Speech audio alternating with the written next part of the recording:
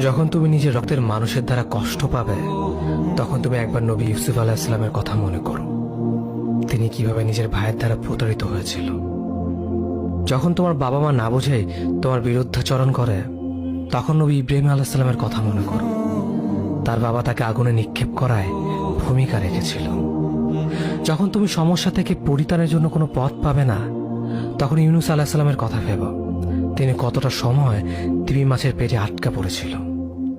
যখন তোমার নামে কেউ মিথ্যা অপবাদ ছড়িয়ে দেবে, তখন মা আয়েশা রাদিয়াল্লাহু আনহার কথা মনে করো। তার নামে পুরো শহর জুড়ে কুৎসা রচনা করা হয়েছিল। যখন তুমি অসুস্থ ব্যথার যন্ত্রণায় কাতরাতে থাকো, তখন নবী আইয়ুব আলাইহিস সালামের কথা ভেবো।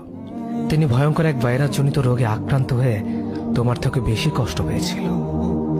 যখন তুমি দিনের কোনো বিধান নীতিতে যুক্তি খুঁজে পাও না, তখন নবী নূহ আলাইহিস সালামের কথা ভেবো। তিনি কোনো প্রশ্ন ছাড়াই মরুভূমিতে নৌকা তৈরি করেছিল।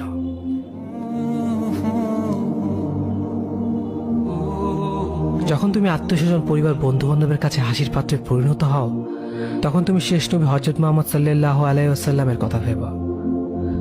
রাসূল সাল্লাল্লাহু আলাইহি ওয়াসাল্লাম বলেছিলেন, সবচেয়ে বড় পরীক্ষা দিয়ে সব থেকে বড় পুরস্কার আসে।